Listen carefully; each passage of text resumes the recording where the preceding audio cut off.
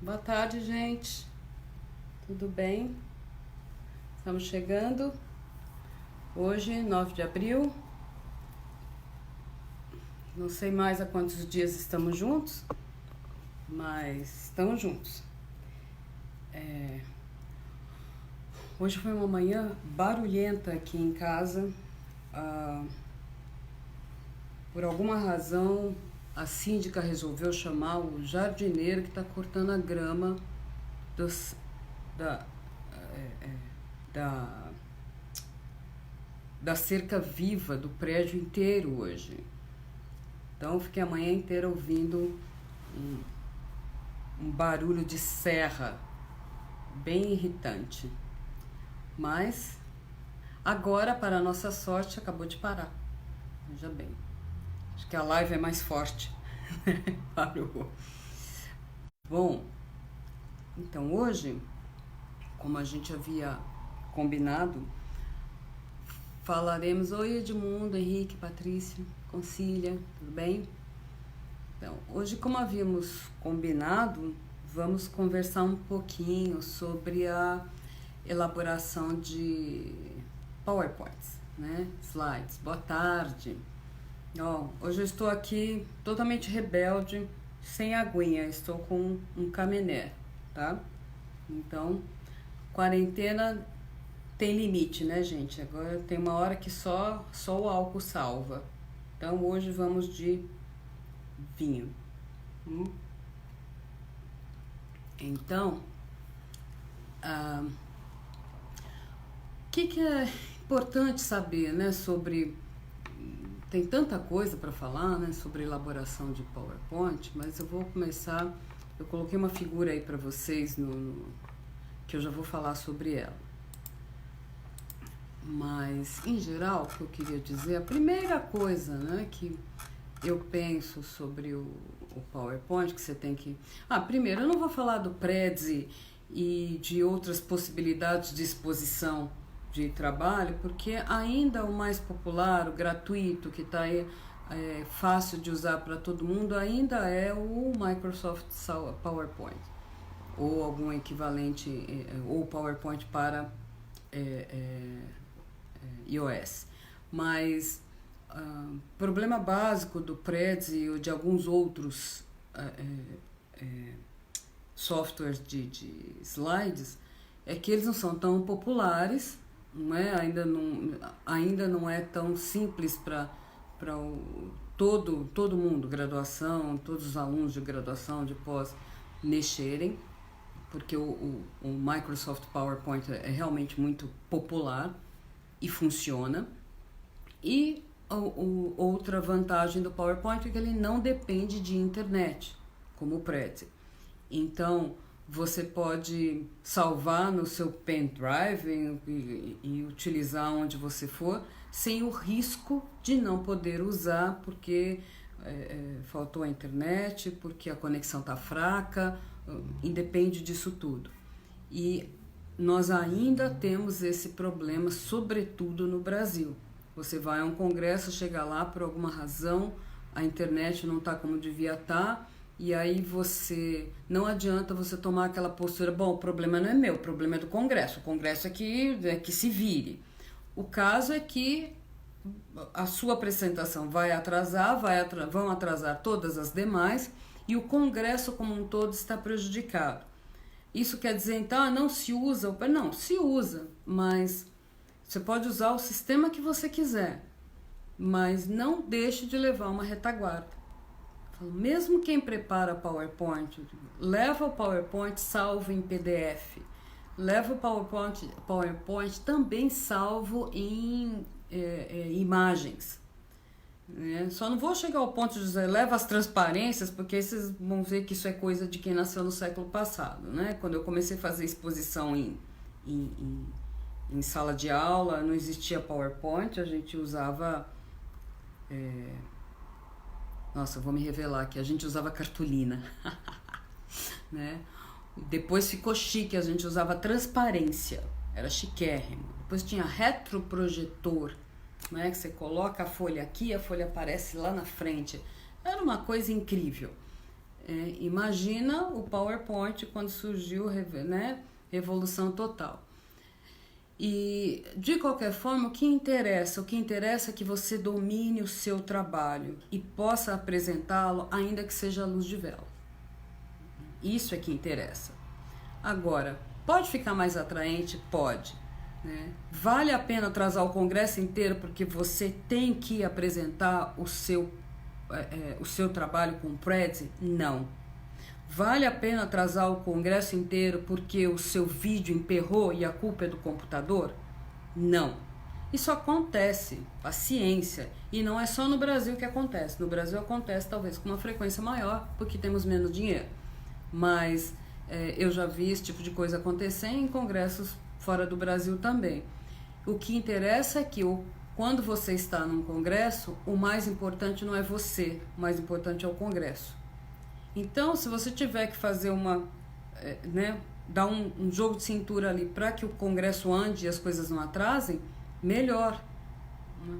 Então, nesse sentido, o Power retroprojetor era uma coisa incrível, era chiquérrimo, né, Concília? Você chegava lá e tinha aquela máquina que tinha o poder de fazer o papel da sua mão projetar na parede.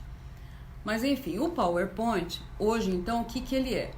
É um instrumento mais popular, o mais simples, mais na mão de todo mundo, e é por isso que eu falo dele e não de outros. O que interessa é que você domine o que você vai apresentar e que você tenha clareza do que é importante passar para as pessoas naqueles 20 ou 15 minutos que você tem no congresso. Esse seu poder, esse julgamento que você vai fazer do que é que tem que entrar na sua apresentação é a coisa mais importante, porque a partir dela é que você vai selecionar o que vai entrar no slide e o que não vai, não é? Mas, como vocês sabem, já falei aqui, eu adoro pensar assim, por quê, pra quê, de onde vem. Mas o caso aqui, bom, eu me propus a falar hoje como é que eu elaboro, né, o PowerPoint. Mas é impossível você não parar e pensar um pouquinho, antes de elaborar, o que eu quero transmitir com esses slides, senão eu vou elaborar para quê? Então, talvez a primeira coisa a pensar é que o que eu vou colocar no slide é para comunicar, em geral, às pessoas das linhas principais do meu trabalho. Por quê? Num congresso, se a pessoa estiver interessada no seu trabalho, ela vai aos anais e lê o trabalho. Você não pode ter a pretensão de resumir o seu trabalho inteiro em 15 minutos. O que você vai fazer é informar os aspectos mais importantes. É diferente de resumir, tá? Se for uma banca de qualificação de defesa, isso se torna 10 vezes mais relevante, porque a banca já leu o seu trabalho inteiro com certeza. Então, você não precisa contar para a banca qual é o seu trabalho. Você precisa convencê-los de que foi você mesmo que fez. Diferente. Você precisa convencê-los de que você domina o trabalho que você realizou e que você sabe detectar quais são os pontos mais importantes para que a banca se convença de que você é a pessoa que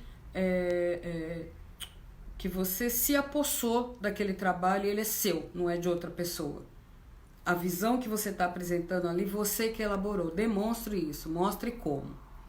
Já num congresso, nem sempre, mesmo que os anais já tenham sido divulgados, geralmente isso acontece um pouco em cima da hora, e as pessoas, por mais que elas se interessem, são muitos trabalhos, muitos provavelmente não chegaram a ler o seu ainda. Daí, grande sacada, você tem que vender o seu peixe.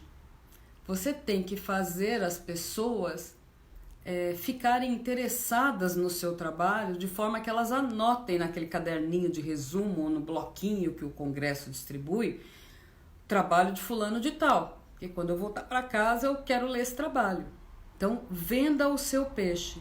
Você não vende o seu peixe com um monte de texto ou fazendo leituras chatérrimas. né? Porque ler todo mundo sabe, você não precisa ler, pelo menos quem vai para o congresso imagino que saiba ler. Então você não precisa ler para a pessoa, você precisa demonstrar que o seu trabalho é super importante, que você tem uma visão X, que as pessoas se atraiam por ela e queiram ir lá nos anais e ler o seu trabalho. Venda o seu peixe, tá? Bom, e aí quando eu vou para questões técnicas estruturais, eu tenho que pensar qual a informação que eu vou colocar, qual a ordem das informações, o tamanho de fonte, cor, distribuição do material, se eu vou usar imagem, se eu vou usar exemplo musical, se eu vou usar vídeo, se eu vou usar tabela. Seja lá o que eu for usar, eu tenho que pensar que qualquer coisa que esteja no meu slide tem que ser o espectador lá no teatro, lá na sala onde está sendo apresentado o trabalho, tem que ter condições de ler de onde ele está. Então não pode ter um slide repleto de texto, a menos que seja uma frase que você achou que era uma citação fundamental, ou que você sintetizou ali o começo de uma ideia que você vai complementar oralmente, que tomou o quadro todo. Um tipo de quadro assim pode acontecer, mas ele não pode ser a regra. Eventualmente, por exemplo, onde é típico ter um quadro que tem uma única frase que toma a tela inteira? Quando você fala objetivo geral. O objetivo geral desse trabalho é blá, blá, blá, blá, blá. É uma única frase grande que toma o quadro todo. Não é? São poucos momentos como esse durante a exposição de um trabalho.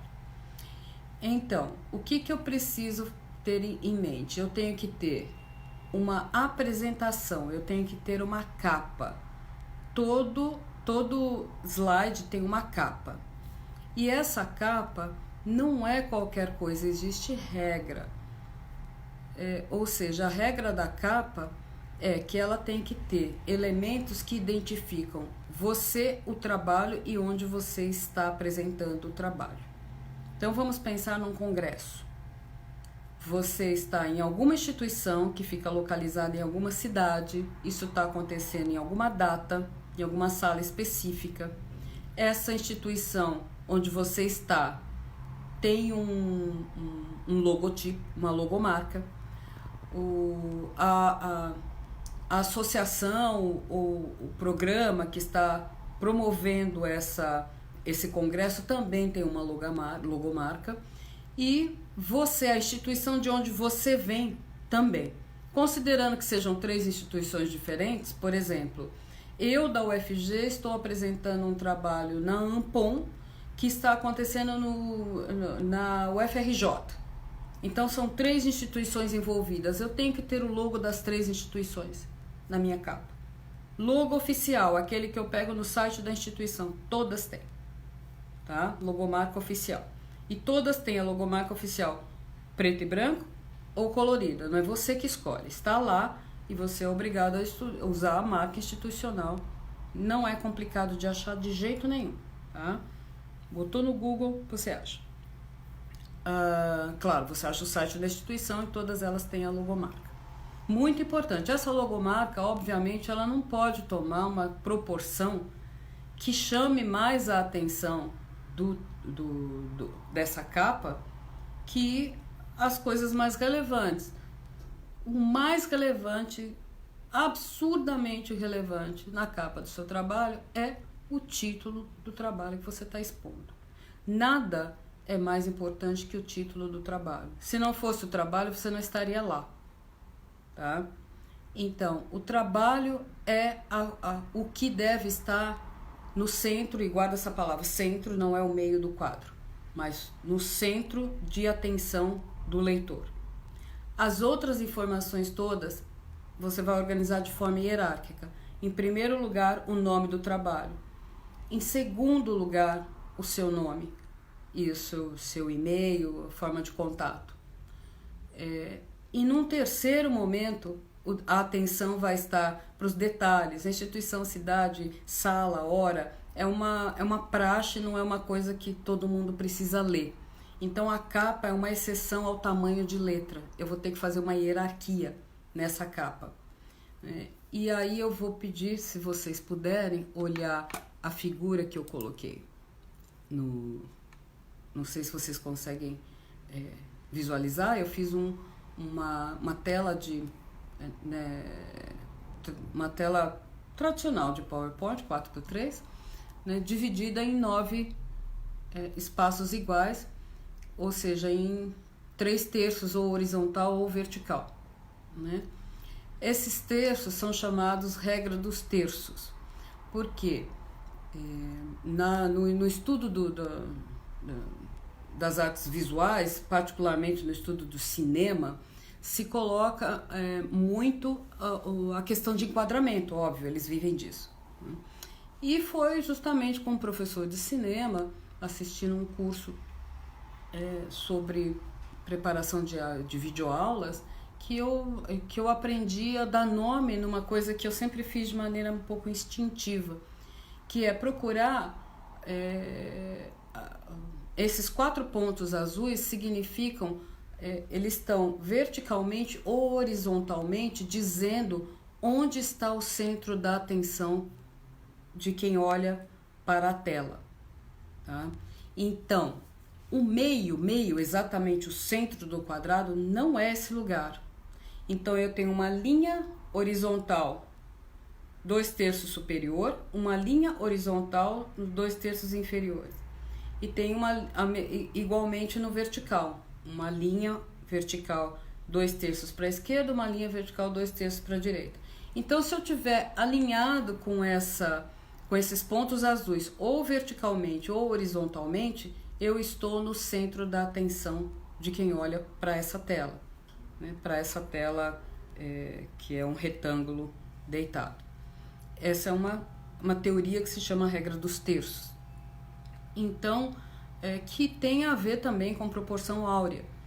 Ou seja, a melhor forma de atrair a atenção do cérebro quando eu olho para uma figura nesse formato não é o centro. A melhor disposição é sempre um dos terços. Então, se eu tiver uma figura vertical ou uma figura horizontal, ela vai idealmente estar não no topo, não embaixo, não no meio, mas no terço, tá? Oi, Enek, Vanessa, Robson, bem-vindos quem está entrando, Então, o terço, o título, por exemplo, do trabalho é uma coisa que é muito comum você ver exatamente no meio. O que acontece? Divide a minha atenção quando eu olho. Tem um monte de coisa para cima, um monte de coisa para baixo. E isso me perturba a minha atenção de ler o que você destacou no meio. É o efeito ao contrário. Ao invés de olhar para o meio, eu olho o que está em cima e o que está embaixo, depois que eu olho para o meio. É uma coisa muito complexa, obviamente eu não tenho estudo de ótica para explicar isso para vocês, mas o fato é que, se você reparar nas capas de PowerPoint, que vão ter o título alinhado com esse ponto azul, ou acima da metade, ou abaixo da metade, vão te dar uma sensação de conforto e de imediatismo da informação muito maior do que se o título estiver exatamente dividindo em 2 partes. E isso vem do povo que entende disso, que é o pessoal que faz cinema. Então, acredite, funciona. Depois, como eu não posso rodar aqui slides para vocês, depois que eu posso pegar algumas capas de slide e colocar aqui para vocês verem onde está essa proporção. Então, se eu tiver que colocar imagem com texto, eu também vou procurar colocar essa imagem alinhada com os 2 pontos, ou verticalmente ou horizontalmente, e o texto no outro, sempre buscando utilizar essas linhas, tá? E evitando colocar o que é mais importante para a pessoa ler fora dessas linhas. Dá para entender o que eu estou falando, gente? Então, se tiver dúvida, me fala, porque eu até pouco tempo atrás não saberia explicar isso desta maneira. Eu fazia de uma forma bastante instintiva. E quando eu aprendi isso e eu fui verificar os meus slides, eles seguiam isso Talvez porque eu gosto de fotografia e me interesso por fotografia e sempre estou preocupada com a proporção áurea, né? Com essa questão dos terços. Mas não conhecia a regra dos terços em particular. Então, aí você vai usar o mesmo tipo de pensamento para os slides seguintes. E como é que eu vou fazer isso? Bom, em primeiro lugar, você vai escolher eu vou dizer para vocês o que eu faço e o que eu ensino a fazer. Você separa num arquivo de Word o conteúdo de cada slide. Você não abre o PowerPoint para preparar os slides se você ainda não decidiu o que vai neles. Não é a mesma coisa que eu pegar o contrabaixo para começar a estudar, mas eu ainda não sei o que eu vou estudar. Primeiro eu separo, organizo o material, no mínimo separo as partituras, faço cópias ou organizo o material de estudo. Depois eu pego o instrumento. Eu não pego o instrumento na mão, mas eu não tenho a partitura, mas eu não peguei o livro. Não é? Especialmente se você é contrabaixista, vai dar um trabalhão procurar as partituras com contrabaixo na mão. Então, deixa o PowerPoint para depois que você já sabe o que vai dentro dele, não é? Então, como eu faço isso? Eu pego uma folha em branco, Word, papel, caderno, qualquer coisa. Eu domino o meu trabalho, eu sei o que é.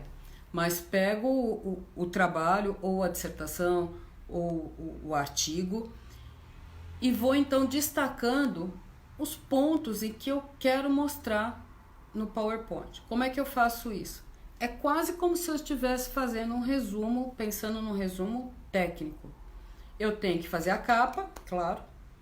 Daí eu tenho que ter do que se trata, qual é o assunto geral, qual é o problema, onde se localiza a minha pesquisa. Talvez na sequência os principais referenciais teóricos que eu tenho. Vamos supor que o meu trabalho seja aí como eu já citei aqui, uma proposta de edição de partituras.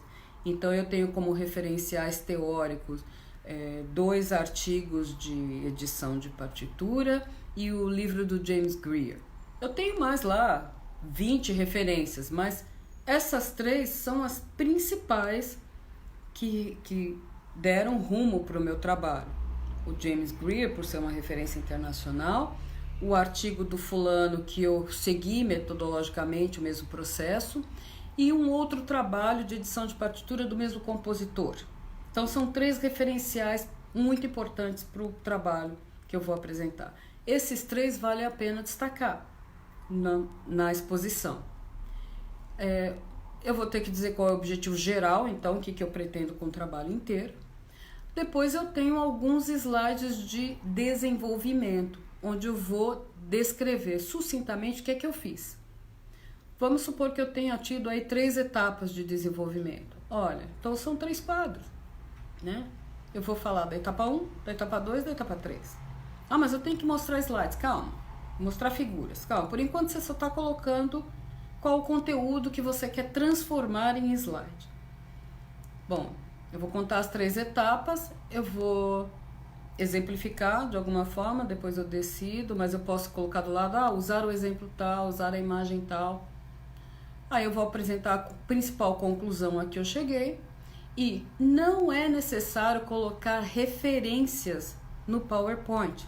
Todo mundo coloca aquela lista de referências, eu também já coloquei demais.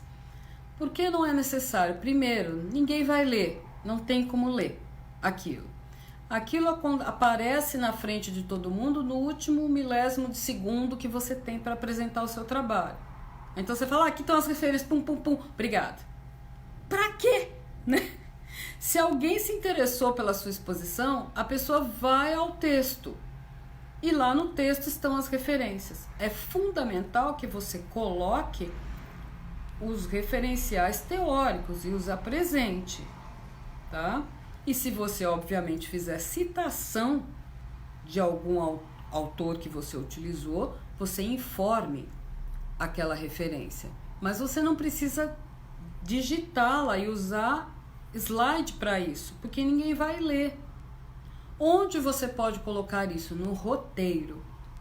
E esse papelzinho, esse Word que você monta, coloca as coisas mais importantes que vão entrar no seu PowerPoint, também pode ser o esqueleto do roteiro, que você pode fazer, depois enxugar e sintetizar para que ele caiba em uma única folha de A4, não é? Com uma fonte que dê para ler, não tem regra para tamanho de fonte em roteiro, mas aí sim você pode colocar a entrada, né, da referência ali como no final do trabalho, mas também só daquelas mais importantes. Você coloca referências selecionadas ou referências mais relevantes e coloca ali, porque o sujeito que quiser se aprofundar, ele vai ao trabalho e ele vai ver todas as referências, né? Bom, aí você, uma vez montado esse esqueleto, aí você vai para o programa PowerPoint, vai abri-lo e vai ver quantos slides você vai precisar. Basicamente, gente, eu gosto muito da conta que como é que ele chama? Gilson, não, cadê o livro dele? Qual é o nome dele? Ítalo de Souza Aquino, né? Depois eu coloco a referência para vocês. O Ítalo diz assim, 1 minuto por slide, é uma média excelente. Então, se você tem 15 minutos de exposição, 15 slides estourando. Ah, mas conta a capa, que é onde você está falando, bom, eu sou fulano de tal, da universidade de tal, está contando 1 minuto por slide. Ah, mas eu quero mostrar 3 imagens, 3 fotografias, eu não vou gastar 1 minuto em cada uma. Tudo bem, então você vai ter 17 slides, porque tem 3 ou 4 ali que você vai passar em 20 segundos. Mas tudo isso você vai ter que prever, você vai compensar. Eu vou planejar de ter 15 slides. Quando eles estiverem montados e eu for treinar, espera-se que você treine, e eu vejo que tá dando certinho 15 minutos, eu posso escolher.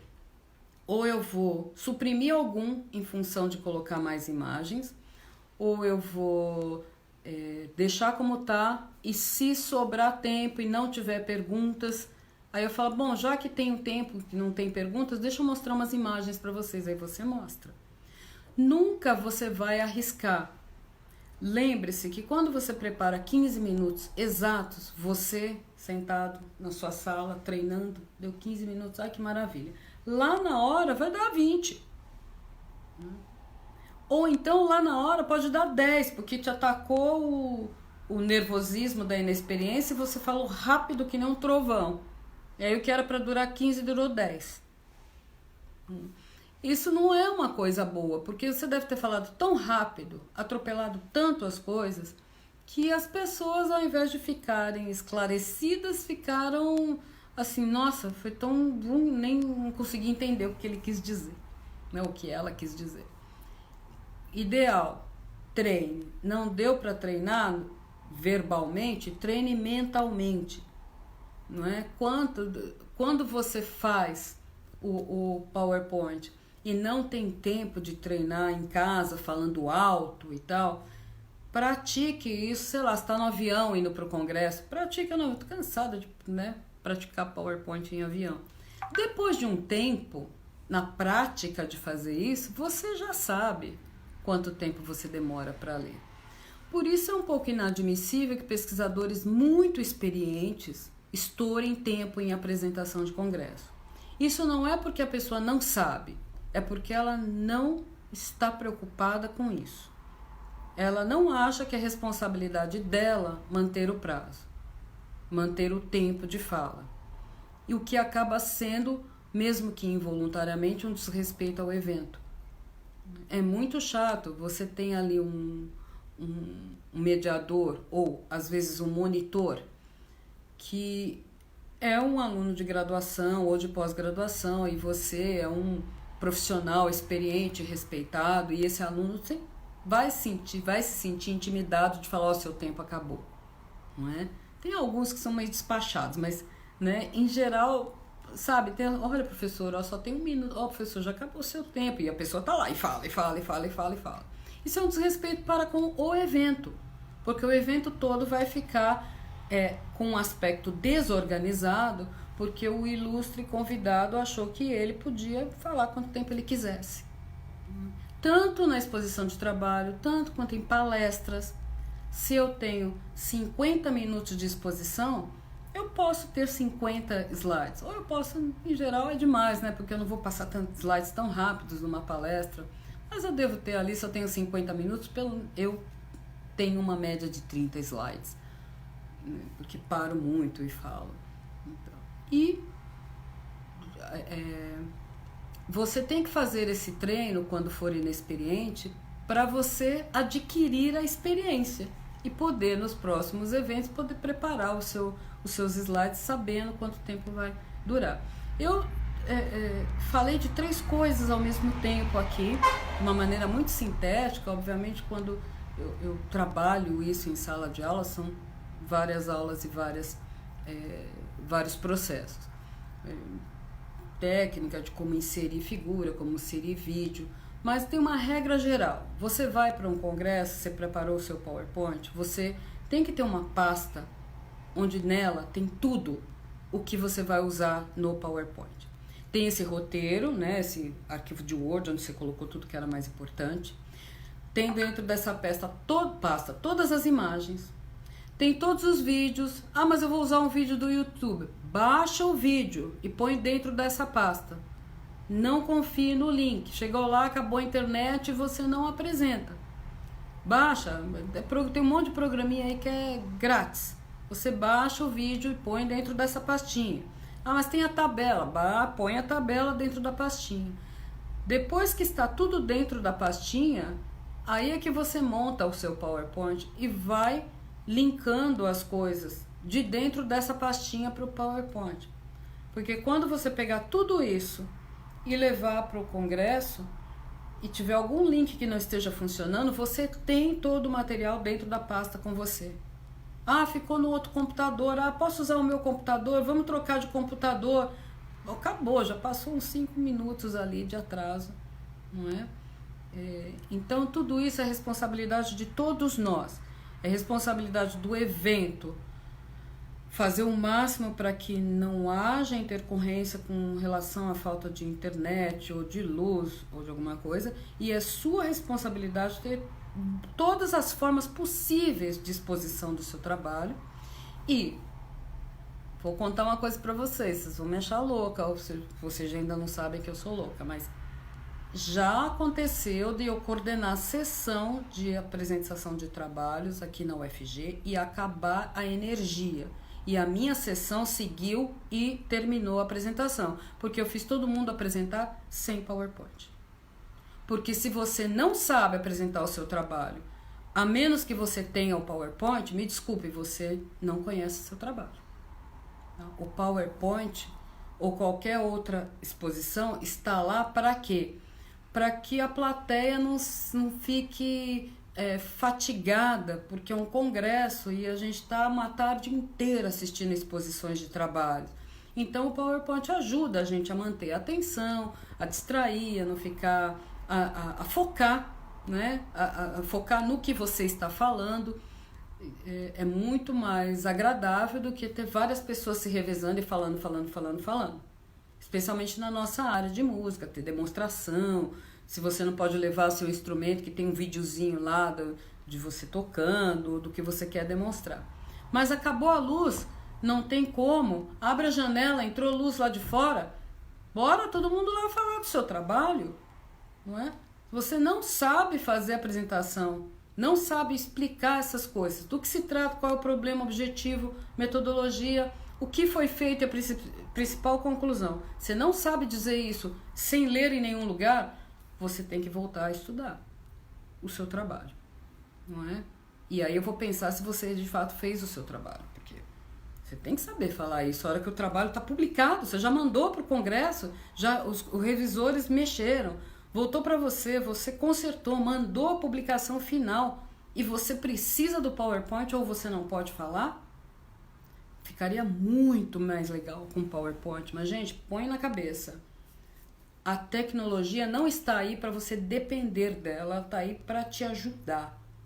Se você depende dela para o seu conhecimento, para expor o resultado, né, de um trabalho que você fez, depende assim, não consegue falar do seu trabalho sem o PowerPoint, te cuida, tá? Te cuida porque tem algum problema. Agora, se você sabe responder essas perguntinhas, aí você vai montar o PowerPoint com maior facilidade. Imagine que você é a pessoa sentada lá que não conhece o trabalho que vai ser apresentado e precisa saber só essas 5 coisas, lembra? Eu fico repetindo isso toda hora. Qual é o assunto, qual é o problema, objetivo geral, principais referências, o que foi feito, desculpa, tem mais uma, e o resultado. O resultado não, a conclusão principal. Basicamente em 6 slides eu faço. Pode ficar mais legal? Pode, sempre pode. Tá? Mas se eu tenho esses 6 slides mais a capa, resolveu o meu problema. Tá bom? E você agradece, é normal a gente agradecer no final, mas última dica, jamais encaminhe as perguntas. Essa é a função do mediador, não é sua. Você apresenta o trabalho, você não diz, agora quem quiser fazer pergunta eu posso responder. É óbvio que você pode responder, você está lá para isso, não é? Mas tem um mediador, que a hora que você terminar, ele vai assumir e vai passar as perguntas, não é você que faz esse papel. Então, às vezes é muito chato você ver um mediador meio constrangido ali, porque o próprio apresentador já encaminhou e tal. São questões estruturais de um congresso que é legal a gente poder respeitar, né, eticamente, quem está lá organizando. Bom, eu já me alonguei, né, já passamos aí para 37 minutos. Então, grosso modo é isso. Vou separar algumas capinhas para mostrar aqui para vocês como colocar essas coisas na capa. E se tiver dúvidas, se tiver questões, tem muito detalhe, né, na construção do PowerPoint, se tiver alguma dúvida ou se vocês desejarem algum tipo de aprofundamento nesse assunto, já sabe, coloca aí no vídeo, né, no post desse vídeo. E a gente pode falar amanhã sobre o roteiro, por exemplo, porque também é o mesmo processo de elaborar pôster, tá? Fazer o roteiro é muito parecido com elaborar pôster. E aí a gente pode falar sobre isso amanhã, tá certo? Então, saúde, grande beijo, fique em casa e boa Quinta-feira Santa para nós. Beijo.